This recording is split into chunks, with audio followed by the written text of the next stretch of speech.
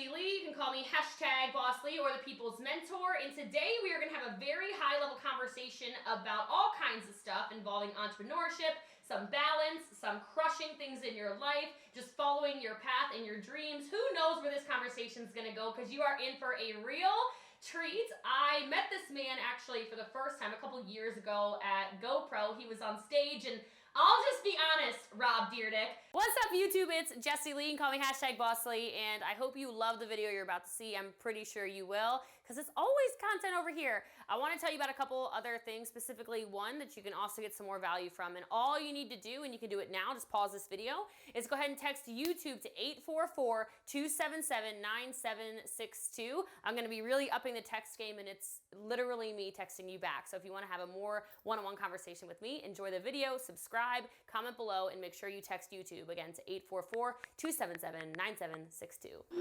I was like, really? Like, he's bringing Mr. MTV on stage? Like, what? And then you just ripped, like you shredded. I had more notes from you about self-awareness and all kinds of stuff from probably anyone on stage. And I was like, oh, shame on you, Jessie Lee. Shame on you thinking he's just a funny guy who does crazy stuff. And you really impressed me. And then I had the opportunity to work a little bit with your wife and was super impressed with her business skills and just thought, oh gosh, he's really got it going on.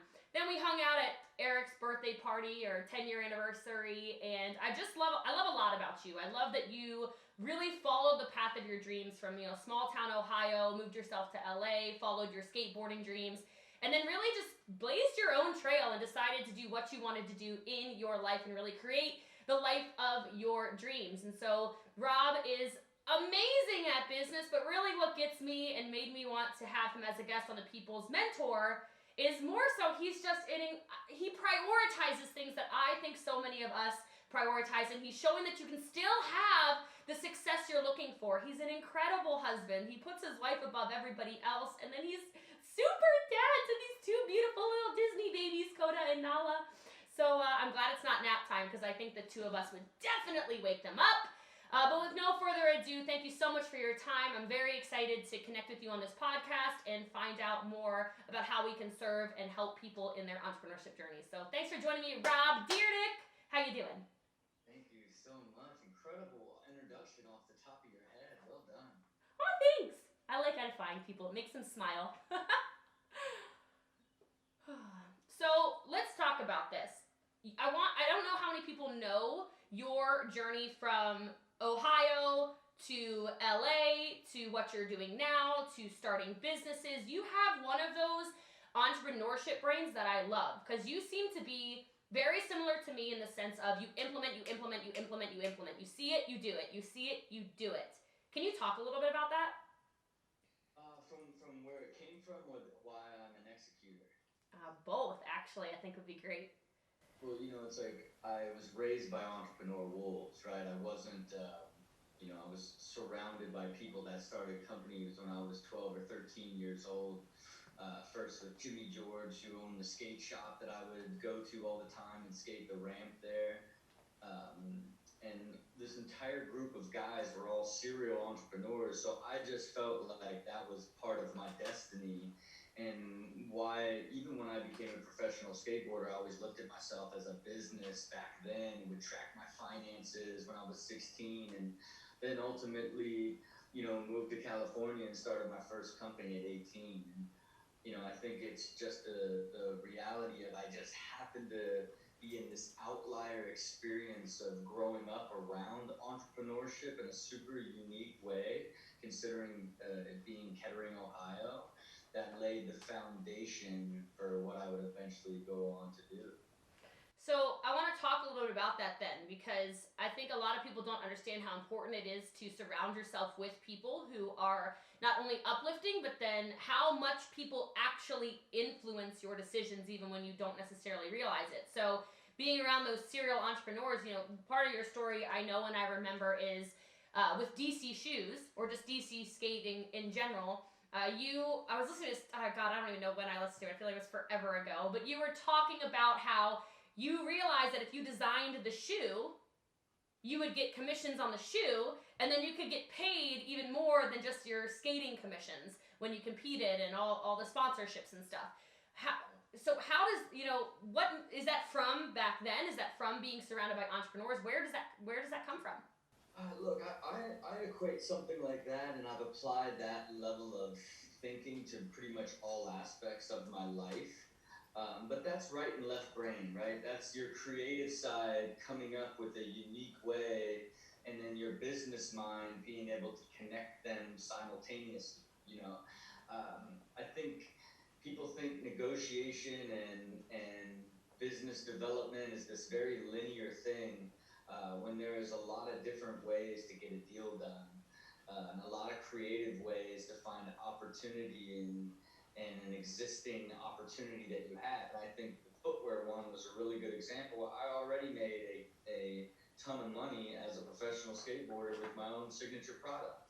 But I love designing shoes, and I saw the path that they were doing with the designers, and I just made a deal, said, hey, let me go through the same process as the designers, but let me just get a royalty. And they thought it was cool. Oh, it'll be fun. Rob will design and be in the meetings. And as soon as they gave me the green light, I worked my ass off to make sure that all my shoes got chosen and got developed.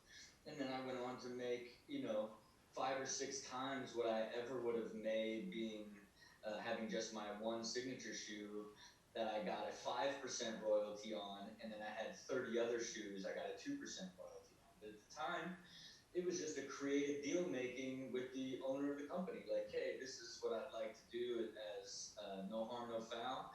I'll go through the process. If the sales team doesn't pick it, no big deal. If they do, I just want a royalty. And they were like, that seems cool. I mean, we don't have to risk anything. It was only after I became an amazing designer and salesman and would get everybody, all the salespeople to love my work the most, that translated into an unusual balance sheet when you see the majority of your line paying a royalty out to one of your pro riders. I love a lot of things you just said. So I have a question then, because I'm guessing you probably designed a lot of shoes that didn't work. So this can then translate directly into entrepreneurship when people say, oh, no, that person said no, or oh, that idea wasn't a good idea, I quit. Was there a lot of quantity to then learn the quality? Or was it just you are just naturally a shoe designer? Look, I think, and this is to apply it in how you actually achieve something. I look at everything as sort of systems, there's sort of a cadence to everything. There's a path to success in everything that you do. You have your final output. In this case, I wanted to create top selling shoes. So you had to go through a process. You would be able to, by elimination, look at all the things that don't work first. So you stay away from the things that don't work. Then I would go out and look into the marketplace and look at what was working the best in the marketplace. And then how do I make my version of that, right?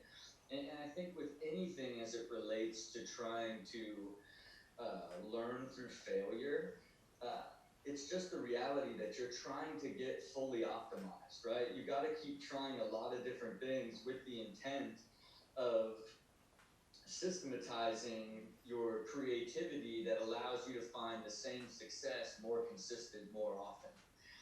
Failure is great if you use it to learn. Failure is a waste if you just keep doing the same thing over and over, hoping that maybe this shoe will sell, right? If you're not creating some sort of system to optimize your creation, decision making, and execution, you're not going to elevate, grow, and hone into something that works consistent. No, I love that. Using failure to learn. Too many people are too scared to fail, first of all. And second of all, it's like their egos get in the way and they won't look at the people who blazed the path before them.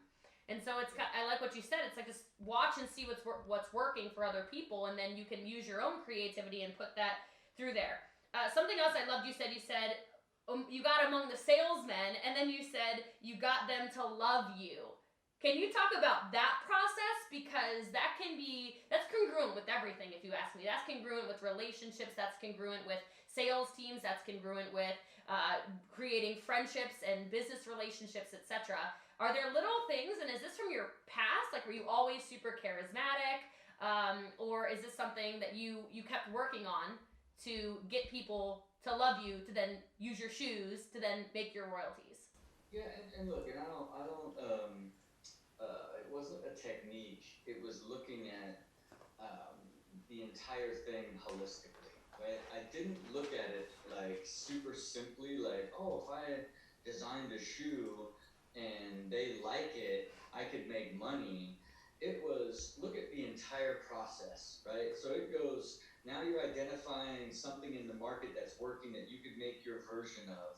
Now you teach yourself Illustrator and illustration to be able to make these incredible presentations because now you are competing against other designers, and the people that will make the decision on whether or not your product gets chosen are the sales team, right?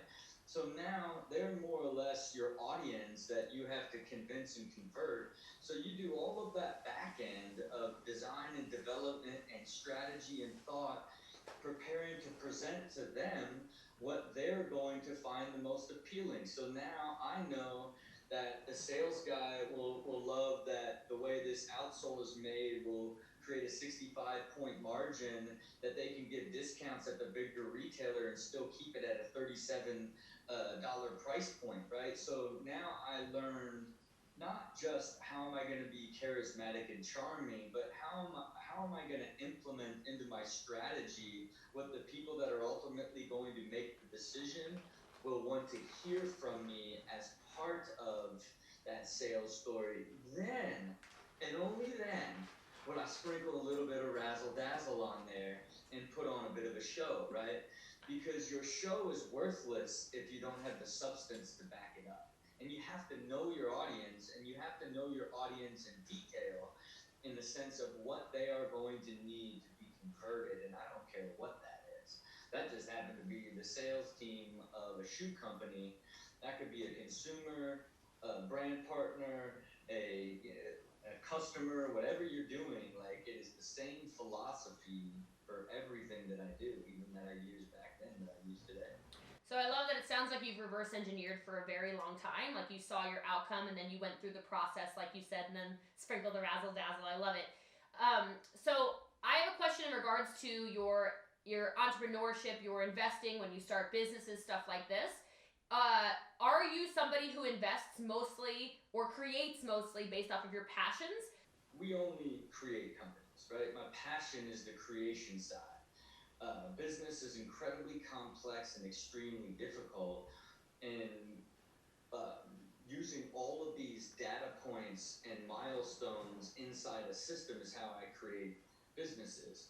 Because creating a business is one of the most thrilling, exciting, amazing things in the world. Seeing the product for the first time is like, oh, like it making the market evolve, but it is only fun when it works, right? And I believe there is so much you can actually do to give yourself a clear shot at having a successful business and really having an amazing ride the whole way through.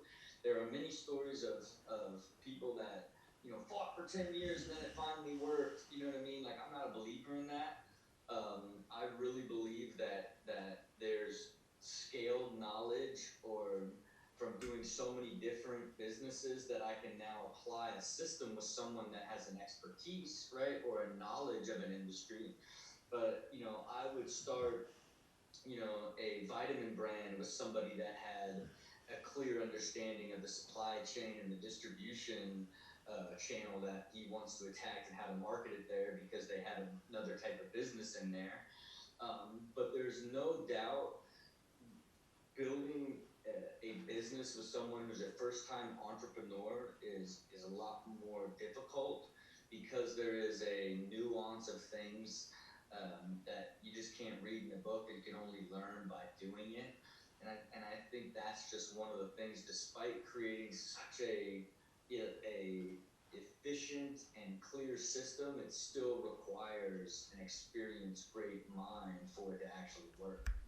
I love that you say that because I think a lot of people, they go to college for business and it's like, wait a minute, you can't create a business just by reading a book. It's so much that tactical part that you're saying. It's so much getting in there and finding out what does work and what distribution is and where the creative side is and who's good at, all the stuff that you're not good at. And I love that you mentioned bringing in different people with different skill sets, talents, convictions. Because ultimately, like, I see a lot of similar talents with you and me. Like, we have the creative and then instant implementation.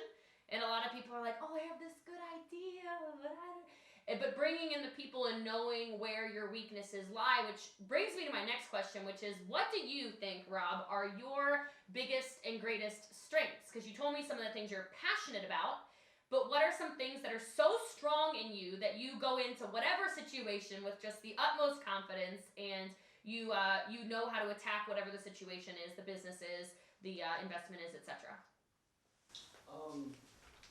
Yeah, look, the self-belief is deeply rooted in having many successes and many failures, and fully understanding the failures and learning from all of them, and continuing to grow and have many successes, right? So what that ultimately like instills in you is you really believe you can do anything, right? So now it's like, I used to say, if you have the ability to do anything, right? If I'm someone that the moment I decide to do it, I get it done. It's a gift and a curse, right? Because if you have the ability to do anything and you do everything, you kind of end up mastering nothing, you know? And so for me, it was really about, how do you then take what you actually love to do the most, which for me is create. I love to create, right?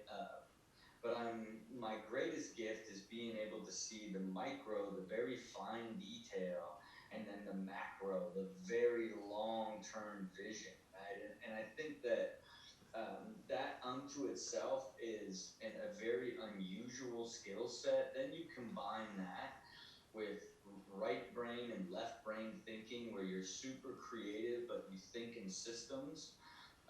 So you almost piece every idea together at the smallest detail and the longest vision in like a single sort of matrix look, right? And I think that's unusual. And what that allows from someone building businesses with people is you're able to shape the entire concept at its foundational stage, with the intent of what it'll be 5 years later when it's worth 30, 40, 50, $100 million, and making sure that the way you lay the foundation down prepares you for the long term. And that gift is being able to see everything holistically. Like, there's no aspect. I didn't want to know my strengths and weaknesses. I'm not a big believer in understand your strengths and double down on them. I'm a big believer in understand what you want to master and learn every single thing there is about it, so that you may be deeper in the sections you have more passion with, but you have got to learn every last aspect of anything that you want to do, so that you can even put the right people in place to help you. If you're blind in finance and you just hire someone to do your finances, but you're completely blind, you have no idea who you just hired. You're just trusting that, like, oh, this guy is an accountant and knows money. He's perfect, because I don't. That's my blind spot. I don't know money. Like, no, like, you have to learn especially if you really want to be in business, you have to learn it all in order to even put people in place. But again, that's when I think about my superpower. It is the ability to see micro and macro, and how to see in creative systems to tie ideas together for short term, long term.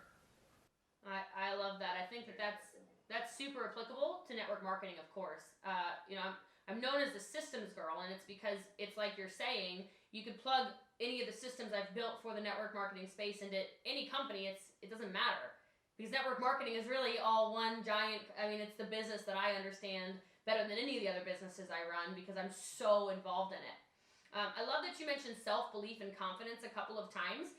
And I remember hearing part of your story where you were saying, like, when you were younger, you won a lot. Like, you hadn't really been knocked down that many times, and so you had this just confidence about you. But is there something that maybe you tell people, you train people, you let people know to help build that self-confidence, aside from what you said, which I did love, which is just, like, when you get knocked back down, like, basically get back up and win something, do something, get good at something. Yeah, look, I think there's a lot of layers to this, right? Because I think the people that aren't born with it, it's this elusive, unattainable, they don't even believe it exists type of vibe, you know?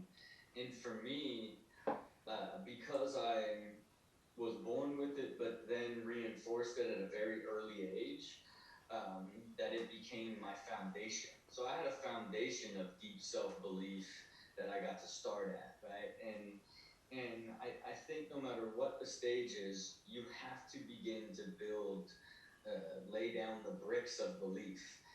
You can't just like have zero belief in yourself and then all of a sudden like I'm gonna practice this technique to be believing in myself. The only way that you can believe in yourself is when you can begin to decide what you're going to do and build a plan and do it. Decide what you're going to do, build a plan, and do it. That is the only way, because basically your entire existence is this entire thing of things that you want to do, then a pathway to get there, and then doing them. And I don't care if it's a job, if it's a business, a life that you want to lead, a sport, a hobby. There is an aspect of defining what it is you want to do and then actually going and do it gives you the confidence that the next thing you go and design and do that you're actually going to go and do, right? And I think for me the difference was it was extremely accelerated at a young age where you know I just got so good at everything I tried. Then it was like, oh, like, and this was on an athletic side, that then I decided, oh, I'm going to be a professional skateboarder, and that's it.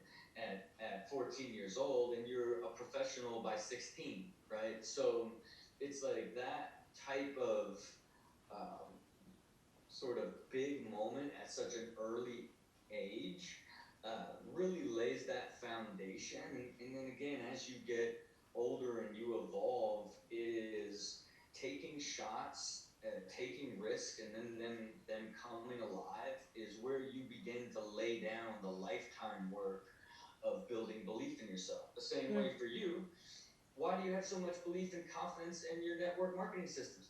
Because you went through years of trial and error to ultimately develop them to know what works the best and what's the most consistent. So now you could scream loud and proud, I'm one of the best at this because this is how I do it and this is why it works, because you know where you built you would just call it like, I'm confident in my game, but really your knowledge and trial by fire and learning and evolution helped establish that you have today. And everybody has to do that, you know. And if we put it on that micro network marketing level, you gotta, like, if you can figure out how to consistently find people and convert them, like, and then you're confident in your ability to convert and get brand partners and get customers. Once you get the confidence in there, then you believe in the entire thing. You think the whole thing works. Like, you love network marketing. You believe, like, every time you talk to somebody,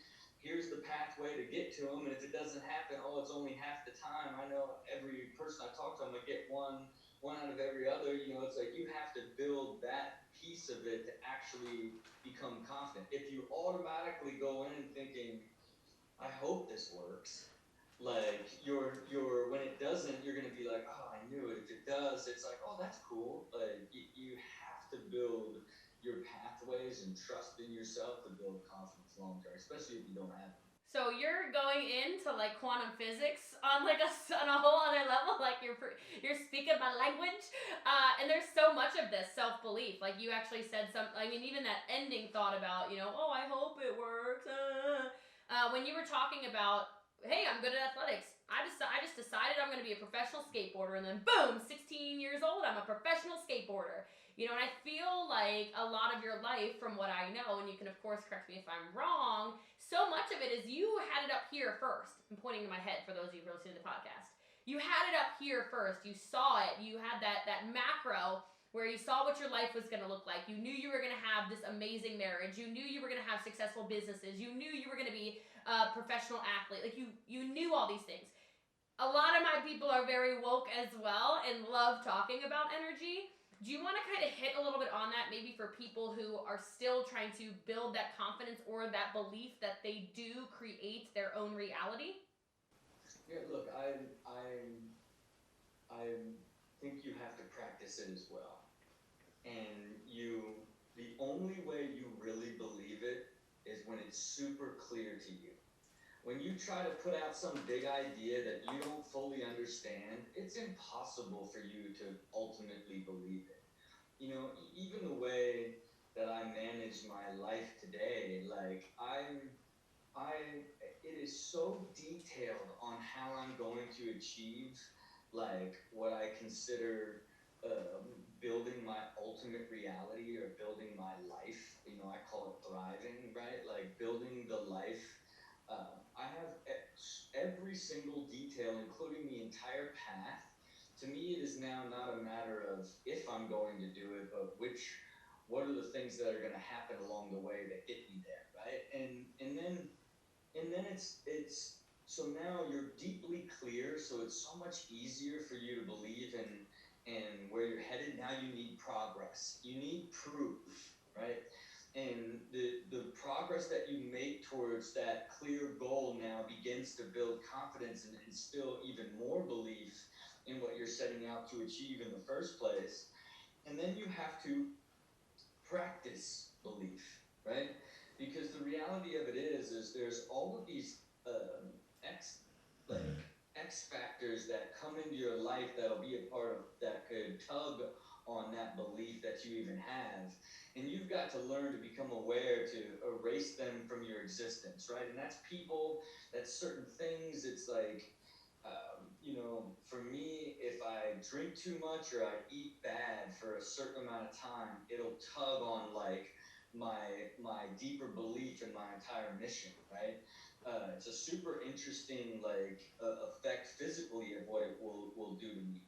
All of these X factors that were financial and relationship related, like I cleared them completely out, right? To where I don't even have things that disrupt sort of this flow state that's progressing towards my super clear goals and dreams. And then I practice an even deeper level of belief where, I meditate every day and just feel like I'm living in the moment of them being achieved, right? I stopped even, I spent some time with the great Dr. Joe Dispenza, and it was just in passing. It was just this nuance of like, don't like put a vision to what you want, like feel it, like be in your body and feel what it does. And now I've just applied super specific outcomes and then meditate on what it feels like when I'm there. So the actual output, and this is years in the making in a very refined, very optimized, insane life, that most people, like you were saying, you thought a funny guy on TV, what's he going to say? Even the people that know my depth would be mind blown if they saw how I actually operate it, right? But its output at the top is I almost never ever have even a negative thought about anything I'm doing. So if you can imagine now an existence where you have learned to optimize the way that you think, that you don't even have negative thoughts, right? That is a very unusual layer to get to. And that isn't through practice of, oh, I'm just going to be positive. That is virtually getting so clear on what you want to do and then eliminating all things that could ever affect that actual belief system, to live in a world where you're constantly making progress and total belief in what you're going to achieve, right? It's a much deeper level, but you have to design it, and gets clearer and clearer to actually get to that level in the first place. I'm so thankful you hit on a lot of that. I'm so thankful you mentioned, the no negative thoughts, because so many people, maybe they visualize it, and I love that you said you have to feel it. You can't just say, oh, I see myself on the beach in Hawaii. Like, you gotta feel what that's actually like, and then not allowing the negative thoughts to come in, because so many people, it's like, boom, derailed. Let me say this before to that. When I think about being on the beach in Hawaii and feeling like what it is, right? like, and feeling the sun and feeling how I feel of like how happy I am to be running around. When the way that I create belief is not that like, oh, my business is successful, so um, I get a vacation. It is like, it is behind when I get to this metric with the business, that means I'm going to have this much in profitability. In order to do that, I need to do this over the next 4 months. At the end of this next 4 months, that means I'm going to have this much money. I've already identified the hotel, the flights, the cost, the entire trip is 4,200. I know if I do this on the phone, like I will have 4,200, and then that's when I'm going to go to the beach, right? Like that is never thinking. If you just think of the output and not the exact steps that you're going to get there, you're having a fantasy. You're just like, oh, it would feel amazing. I feel amazing in the sun. But you don't have, not one bit of you believes how you're actually going to get there. You're just hoping, right? That's, to me, everything that you ever want to achieve and get has to have that level of path to it. Then by putting yourself there and seeing you achieve the steps that got you there, then the feeling that got you there, that is actually how you manifest belief and ultimately create reality. You cannot do it by just like wishing. Oh, so good. I think a lot of you need to rewind that because that is exactly, that's everything. That's how you reverse engineer your life and it becomes your actual reality. It's so powerful. And I just have a question then about that. Like, are you somebody where you do that, you see exactly what resort, you see exactly where it is, you plan out all of these extra details, and then it's like you'll only take that experience once you earn it? Are you one of those people, or how does your mind work around that? How do you have a reward system for yourself with all of the different projects you work on? I don't. It's really weird, right? Because um, I have, if you can imagine, the second layer above that is the entire system. So forget about, that would be like a super micro thing inside the big system that is basically this, what I consider it thriving, but it's ultimately where you're living this fully optimized, effortless complexity, where you basically get to live a life that is like, you're like a feather, you're weightless, so it doesn't matter what happens, right? So I design the system, so everything that I create is basically to run my life machine and my life system. So when I look at a reward, I look at it as like, have I made progress enough in my entire life system that I could go, in my case, I bought a $20,000 cell phone number, right? And, a $150,000 watch, right? Like, I would only do it once I had grown the system in a way, right? Like, even when I make, like, last year I made a pretty substantial amount of money, but all I used it for was my system, right? I had already planned and designed the system 5 years earlier, and I've been progressing towards getting the system to where I basically am fully optimized and living effortless for the rest of my life. Um, but part of that, I didn't look at it like, oh, you had this big year. I just look at it like, okay, cool. You just leapfrogged 3 years on your plan, and now instead of it being a 10-year plan, it's now a 7-year plan, right? Like, that's the beauty of designing what you want out of life first, and then building everything inside that life that ladders up to create that life, right? And that's sort of, it's a much more complex thing to do. I think, especially depending on what age you are and sort of like where you are at and being able to define what type of life that you want. But it is certainly the moment I stopped looking at things separately, especially life and business, and I just decided like, no, I'm going to re-engineer the exact life that I want, and then you slowly begin getting deeper and deeper and deeper into the specifics of what that life is. Um, and it's like the clarity at this level, you know, you get to a point where it's not possible to do a 5-year plan because you see so long term. It's hard for you to do anything other than a 10-year plan because time has slowed down because you have so much clarity. You then also know how long it will take to achieve most of this. So and there's none of it that you need to change because it's so clear to you that this is going to be what you're going to do. It stretches everything out on what you expect to achieve in what times. Then you work your butt off and progress towards it, and these little things happen out of nowhere that accelerates you towards that. And what does that do? God, makes you that much more confident. Gives you that much more belief.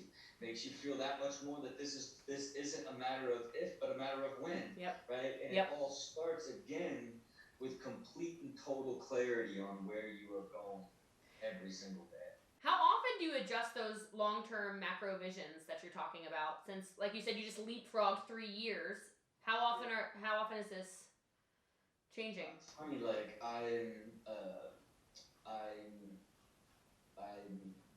I look at them every quarter, right? So I have this 2020. I call it, for every year because I change that. Like the big buckets don't change, but sort of these micro things kind of change along the way, and it's super fascinating because I do it every quarter, and I call it the 2020 5-year, 10-year plan Q1. So then it's like this year, I'm referring to this year as the decade of mastery, right? So it's like I've put a name to the entire decade. My goal is to be a billionaire by the end of this decade, right? You'll do it. And look, and it's actually a pretty simple path for me. I create businesses that are built to scale between 50 and 250 million in value. My system creates them at the co-founding stage where I own between 50 and 60% at onset, and through capital staging by the time they're acquired or at scale, I should own between 20 and 40% of everything. So that means I really only have to do that 15 or 20 times to be a billionaire, and I already have 11 of them in play, right? So it's like, and my goal is to do 5 or 6 a year. I have 5 in development right now, right? And I don't know if I could have one that makes me a billionaire in 2 years, but I would never. Okay, cool, I hit it, but it's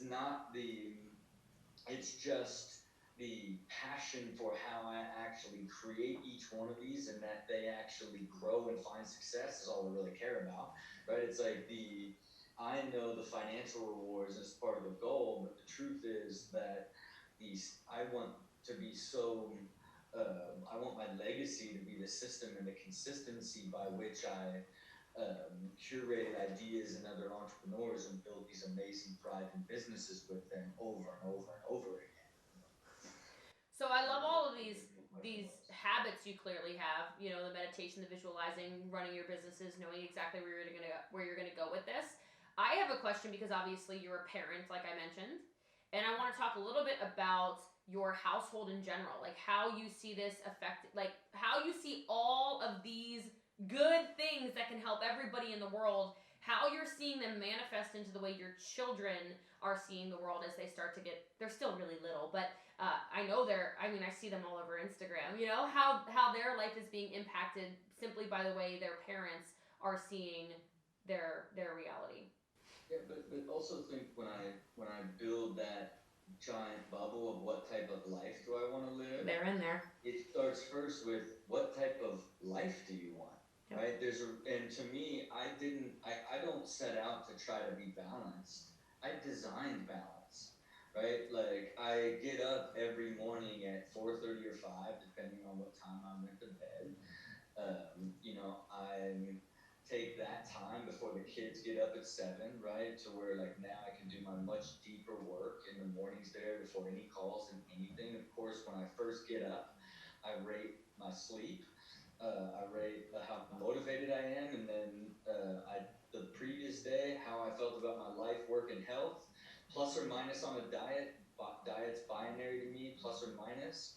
Um, and then I have 4 things I do every day. I get up at 5, brain train, um, meditate. Um, what's the 4th one? Um,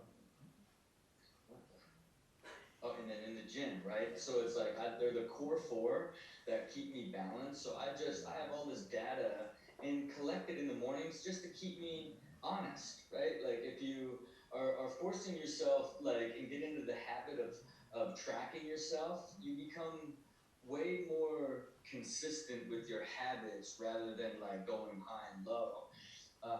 And then I send my wife an email every single morning of every single thing I'm doing that day and sort of what it means to me with a nice love quote.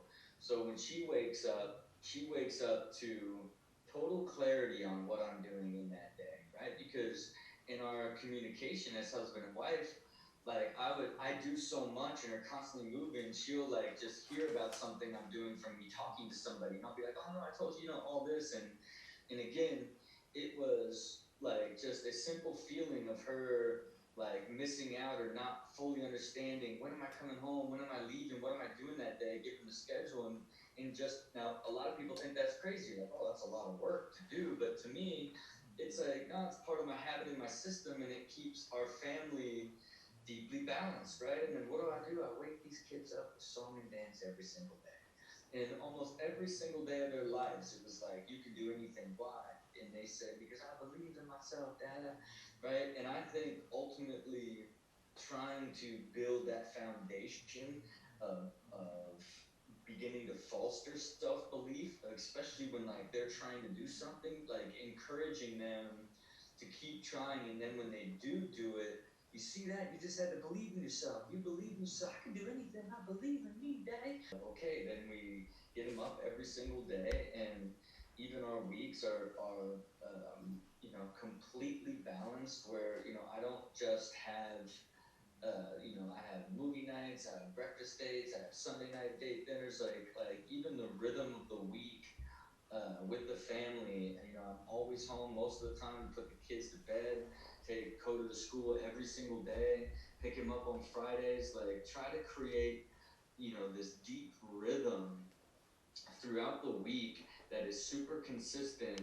That my entire, even when I create my shooting schedule, I create my business schedule for my business to overlap when I'm not shooting. So even when I change and I'm shooting, my schedule does not get disrupted, and that I still my date nights and my morning breakfast, right? And then me and Brianna meet twice a week to just go through life and everything that's happening.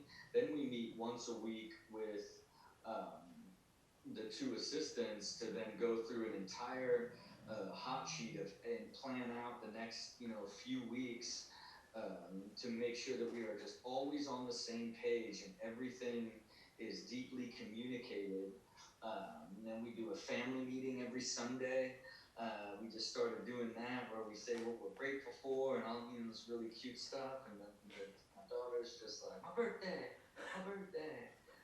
But it's again creating this life. And at the top of the year, do an entire year calendar of like, here's sort of the rhythm of the year, and here's all the sort of constants that are going to happen. But then inside this beautiful system, you have the ultimate freedom.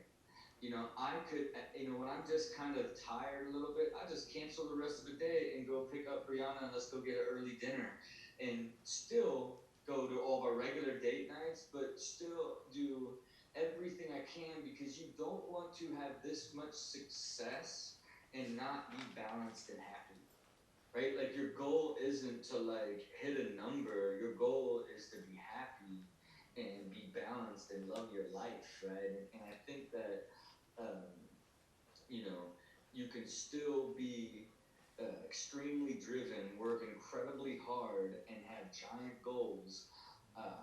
And be balanced the entire way through. I think there's an incredible myth to like this idea of you have to work 6 a.m. to midnight every night to achieve success. Then the whole idea of like work, do now what others wouldn't do so you can live the rest of your life doing whatever you want, right? There's just all of these sort of like aspects of entrepreneurialism and just sort of mindset stuff of what it takes. Your goal is to be happy, and if you don't understand even what that would be, and you don't even define what perfect life would be and what a balanced life would even look like, you can't expect to find it because you just don't know. You've got to define it, right? And I think for me it's been I have even clarity on like one thing I also do, which is again getting the layers of insanity, is this year I've been tracking what I do every hour, right? So because I want to see, okay, what do you spend all of your time doing, right? And then where are you going to like give time back when your kids get older? Where are you going to give time back to spend less time working on television and more time on business stuff? Like, and then where are you going? I'm really trying to like understand like where I spend time exactly, and then where does it give me the most energy, right? Because it's like the idea of you're ultimately, you know when you have that extra bit of like energy from something is you're just excited to do it. You just enjoy doing it. Maybe it's a friend, maybe it's a thing you're doing, something that gives you energy versus when you got to do something that takes it.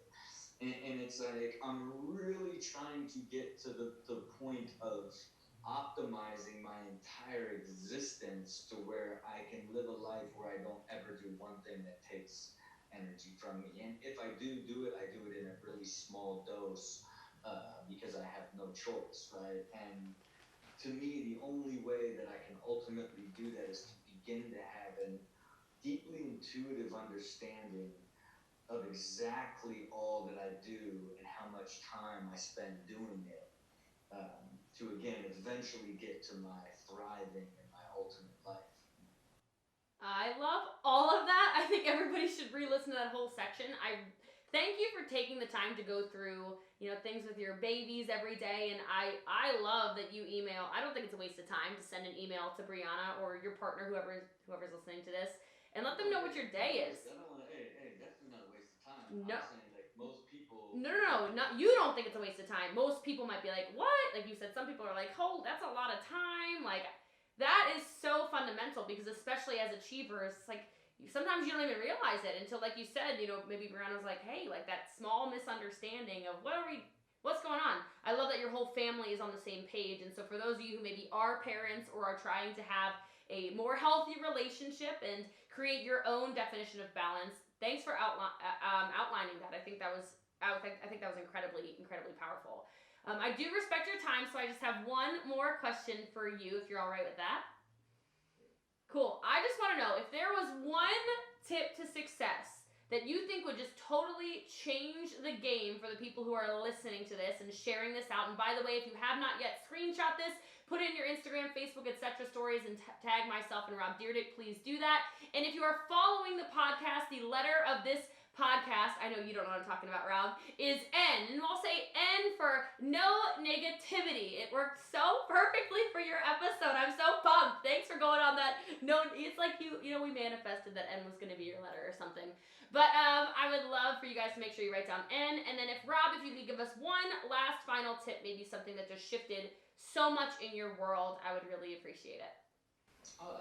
Look, I don't know if I'm like a single tip type of person, as I, will basically be repeating what I've said over and over. But, again, I think the absolute key to happiness, I don't care what it is deeply defining whatever the output is of whatever you're hoping to achieve, and then deeply defining every step of the way to get there and learning all aspects of it so you believe you can actually achieve it, right? Because whether it's life, a business, customers, anything, like, you have to be able to have deep clarity on whether or not you're going to get there. And in a not so positive way, you also have to understand if you're on a pathway to something and it's clear that you're not going to get there, you've got to know why and choose something else or make an adjustment. And you've got to believe. I love that. Rob Dyrdek, you are not just a funny man who jumps in water with sharks and all kinds of crazy, psychotic things. You are so talented and so smart and so humble. I appreciate you taking the time today to be a guest on The People's Mentor. Thank you for just outlining so many good things on here. I know you are a busy man with quite the schedule, so I appreciate being on your schedule today, and I hope all of you listening got value as I did today. I have pages and pages of notes from none other than Rob Dyrdek. Thank you so much. Thank you for having me.